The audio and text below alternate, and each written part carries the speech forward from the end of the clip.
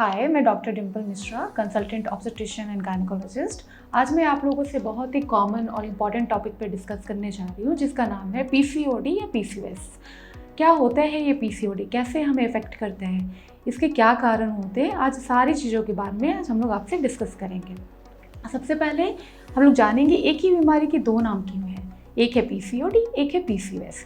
PCOD हम लोग तब कहेंगे जब ये प्रॉब्लम बस ओवरी में होती है, ओवरी और एक ओवरी या दोनों ओवरी किसी में भी हो सकती है। बट पीसीओएस तब कहेंगे जब ये बीमारी ओवरी के अलावा बाकी अंगों को भी इफेक्ट करना शुरू करती है।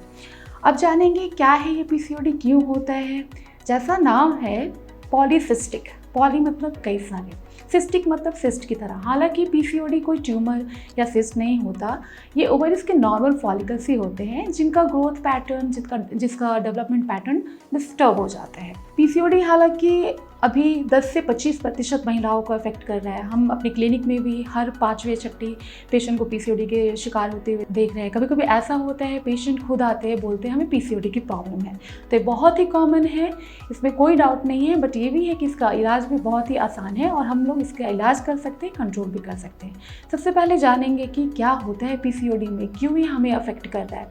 ऐसे तो पीसीओडी के कारण मल्टीफैक्टोरियल होते हैं। मल्टीफैक्टोरियल मतलब इसके बहुत सारे कारण हैं, उसमें से एक आ जाएगा जेनेटिक, एक आ जाएगा इन्वायरमेंटल कॉज, ऐसे इसके कारण है।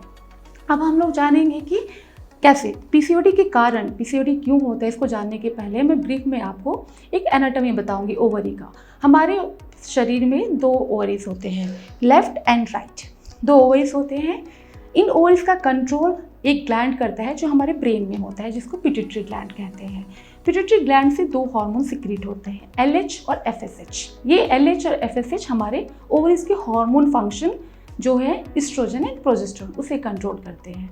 नॉर्मली हर महीने फॉलिकल्स जो ओवरीज में होते हैं वो हर महीने डेवलप होते हैं, ढेर सारे होते हैं। बट उन फॉलिकल्स में से बस एक फॉलिकल जो है डोमिनेंट फॉलिकल बनता है, जो सबसे बड़ा होता है, सबसे अच्छी क्वालिटी का होता है, वहाँ से ही एग रिलीज होता है। बट पीसीओडी में ऐसा नहीं होता।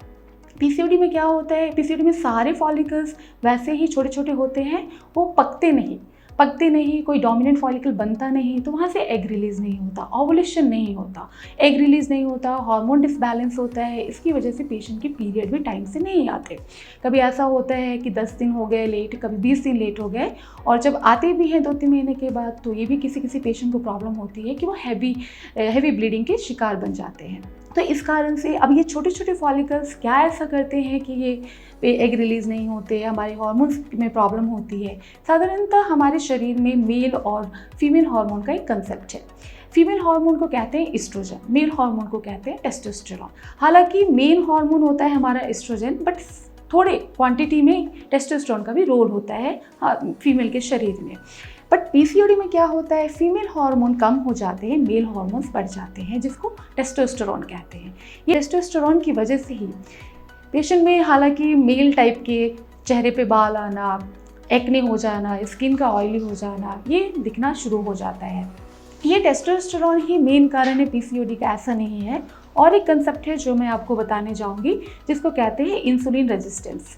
इंसुलिन एक हार्मोन होता है जो हमारे एक ग्लैंड पेनक्रियास से सिक्रेट होता है। इंसुलिन का क्या काम होता है, जब भी हम लोग शुगर लेते हैं तो इंसुलिन का लेवल हाई होता है शुगर को कंट्रोल करने के लिए। बट पीसीओडी के पेशेंट में ये इंसुलिन का मात्रा तो काफ़ी होता है, बट वो काम नहीं करता। तो बॉडी क्या करती है, उसको कंपनसेट करने के लिए बहुत बड़ी मात्रा में इंसुलिन सिक्रेट करती है, और ये इंसुलिन फिर टेस्टोस्टेरोन को बढ़ाता है। टेस्टोस्टेरोन फिर पीसीओडी के डिफरेंट तरह तरह के सिम्टम्स को बढ़ाता है। तो इसका लिंक है, मेन रीज़न है इंसुलिन रेजिस्टेंस, जिसकी वजह से मोटापा भी होता है पीसीओडी के पेशेंट में। तो ये एक साइकिल की तरह चलता है, टेस्टोस्टेरोन बढ़ा, इंसुलिन रेजिस्टेंस हुआ, मोटापा बढ़ा, फिर से पीसीओडी हो गया। तो इसका मेन है इंसुलिन रेजिस्टेंस, इसका कारण।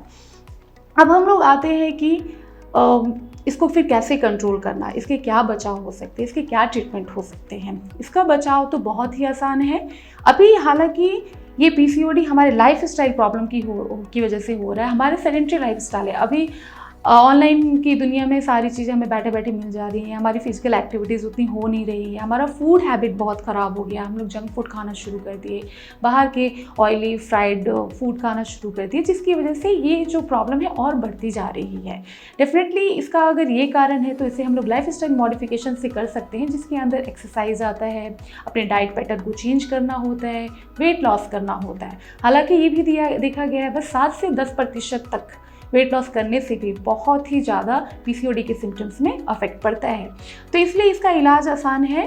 और इसके क्या सिम्टम्स लेके पेशेंट अपने पास आते हैं कि उन्हें पीसीओडी है, क्या क्या प्रॉब्लम लेके आते हैं। सबसे पहला इंपॉर्टेंट प्रॉब्लम होता है पीरियड का इरेगुलर होना।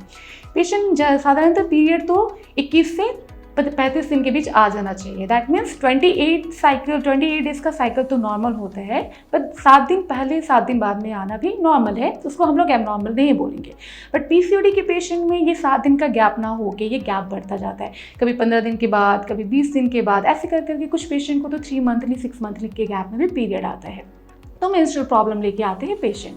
दूसरा प्रॉब्लम पेशेंट लेके आते हैं कि उनके बाल फेस पे अनचाहे बाल, जैसे साइड के चिक के साइड एरिया में हो, अपर लिप्स में हो, लोअर लिप्स में हो, चेस्ट पे, उनके थम्स पे, ऐसी जगह पे अनचाहे बाल आने शुरू हो जाते हैं, जिसका कारण है टेस्टोस्टेरोन, दैट मेल हार्मोन, जो पीसीओडी में बढ़ जाता है। और अगला प्रॉब्लम पेशेंट लेके आते हैं, उनकी स्किन ऑयली हो जाती है, एक्ने की प्रॉब्लम होती है। कुछ पेशेंट ये बोल के आते हैं कि 6 महीने से 1 साल के अंदर मैंने बहुत ज़्यादा वेट पुट ऑन किया, मुझे इसका कारण समझ में नहीं आ रहा, मेरा वेट सडनली बहुत ज़्यादा बढ़ गया। और जब शादी हो जाती है तो कुछ पेशेंट कंप्लेन लेके आते हैं कि हमारी शादी के 12 महीने हो गए, हम लोग बेबी के लिए कोशिश करें, फिर भी मैं अभी तक प्रेग्नेंट नहीं हो पा रही हूँ। तो इस तरह के ट्रिपल लक्षण होते हैं जो लेके पेशेंट अपने कंप्लेन लेके आते हैं, और उसके बाद से हम लोग इन्वेस्टिगेट करते हैं। उनके कंप्लेन के हिसाब से, उनके इन्वेस्टिगेशन, उनके टेस्ट के हिसाब से हम लोग उनका ट्रीटमेंट करते हैं। ये वीडियो देखने के लिए आप लोगों को धन्यवाद। आशा करती हूँ मैंने आपके पीसीओडी क्या है, क्यों होता है, उसके डाउट्स को क्लियर किए। आपको अगर ये वीडियो पसंद आया तो आप इसको लाइक करें, हमारे चैनल को सब्सक्राइब करें। धन्यवाद।